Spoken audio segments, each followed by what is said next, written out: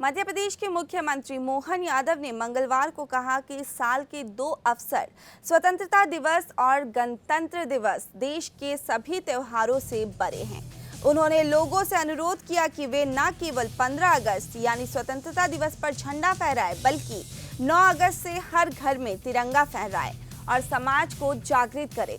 उन्होंने कहा कि हम सभी जानते हैं कि जब नेहरू की सरकार बनी थी तब लोकतंत्र अपने शुरुआती चरण में था और आज लोकतंत्र परिपक्व हो गया है। इसलिए हमें पूरे समाज के साथ इसके लिए खड़े होने की अधिक चिंता करनी चाहिए। उन्होंने आगे पुलिस बैंड के बारे में जोर दिया, जिसके माध्यम से आगामी 15 अगस्त को राज्य के सभी 55 जिला मुख्यालयों पर स्वतंत्रता दिवस मनाया जाएगा। मुख्यमंत्री मोहन यादव ने कहा कि हमारे सबसे बड़े अवसर 15 अगस्त और 26 जनवरी को खुशी और सरकारी गरिमा के साथ मनाया जाना चाहिए। मुझे खुशी है कि हमारी सरकार ने फैसला किया था कि 15 अगस्त तक हर जिले में एक पुलिस बैंड होगा। मैं खुशी के साथ कहता हूं कि हमारा अपना पुलिस बैंड राज्य के हर जिले में पहुंच गया है। यह हम सभी के लिए सौभाग्य की बात है कि हम 15 अगस्त को खुशी के साथ मनाएंगे।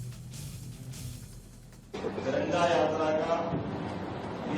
यात्रा की अपन बात करें तो ये बात सही है कि हम सब जानते हैं कि आजादी के लिए 15 अगस्त का और स्वतंत्रता दिवस के बाद स्वाधीनता दिवस की बात आएगी हमारे, तब हम गणतंत्र दिवस की तरफ जाएंगे तो वो 26 जनवरी की बात है। लेकिन ये साल के दो त्योहार हमारे सभी त्योहारों से बढ़कर है। दिवाली, दशहरा हमारे आनंद से हो सकते हैं, हमारे मन के, हमारी संस्कृति के, लेकिन ये इतने बड़े गणतंत्र, दुनिया के सबसे बड़े गणतंत्र को गौरवान्वित करने वाला आजादी का पर्व 15 अगस्त का और 26 जनवरी ये गणतंत्र का बड़ा पर्व, ये दोनों त्योहार हमारे लिए सर्वाधिक महत्व है।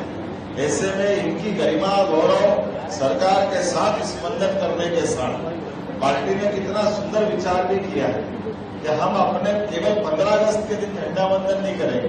तो लगातार आपने कहा कि ये 8-9 तारीख से हमारे मंडल के लोग, तो ये जो हमारा अंदर का भाव है, हमारी पहचान तो हमारे कार्यकर्ता के नाते से होगी, लेकिन हाथ में तिरंगा लेकर के हम जब पूरे समाज को जागरूक करेंगे, पूरे समाज को आंदोलित करेंगे, तो आज के इस अवसर पर ये और ज्यादा एक तरह से मान के चलो कि इसकी महत्ता हो जाती है। जब अगल बगल के देशों में हम देखें, हमारे साथ आजाद हुए या हमारे बाद आजाद हुए, उन देशों के अंदर के लोकतंत्र की हालत क्या हो गई है। 2 दिन पहले का घटनाक्रम बांग्लादेश का देखें, बगल में हमारे साथ 14 अगस्त में आजाद हुआ पाकिस्तान का देखें, या उसके बगल में हमारे पास लंका की हालत देखें। ये हालत इसलिए हुई कि उनके साथ समाज में इस प्रकार की चेतना जागृत करने के लिए ऐसे राष्ट्रवादी दलों का अभाव हुआ और उनकी दुर्दशा हुई। और हम अपने लिए गौरवान्वित थे यशस्वी प्रधानमंत्री के नेतृत्व में, जो 2014 में जिस प्रकार से उन्होंने पूर्ण बहुमत की सरकार बनाई और आजादी के बाद ये जिस चुनाव हुआ, तो ये तीसरा ऐसा हमारे प्रधानमंत्री के माध्यम से सरकार बनी। जोरदार अभिनंदन करें यशस्वी प्रधानमंत्री का, जिनके माध्यम से एनडीए की सरकार बनकर के आजादी के बाद नेहरू जी की सरकार का रिकॉर्ड बराबर ही किया। नेहरू जी की सरकार बनी तो हम सब जानते हैं आजादी का वो दौर था जब लोकतंत्र शुरुआती दौर में था, लेकिन अब लोकतंत्र परिपक्व हुआ। इसलिए हमको इसकी और चिंता होना चाहिए पूरे समाज के साथ खड़े करने की, और मध्य प्रदेश तो और ज्यादा ताकत से इसलिए लगना चाहिए कि हमने अपने 29 लोकसभा चुनाव की सीट जीत करके जो संकल्प हमारे वरिष्ठों के साथ धारण किया था, उस संकल्प की प्रतिपूर्ति हुई। और लोग कहते हैं छिंदवाड़ा वैसे ही जीत गए थे, तो एक बार नहीं 2 बार उपचुनाव में भी धूमधाम से भाजपा ने वो परचम लहराया है।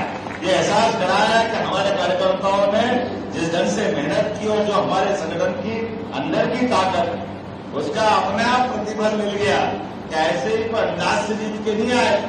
हमने जो कहा, हमारे कार्यकर्ताओं ने जो अंतर महसूस किया और जनता हमारे साथ खड़ी है, तो ये छिंदवाड़ा की जीत 29 लोकसभा की जीत। लेकिन जैसे चुनाव हो जाता है, हमने फिर अपने संगठन की राह पकड़ी और संगठन और सरकार के माध्यम से, चूंकि ये हमारा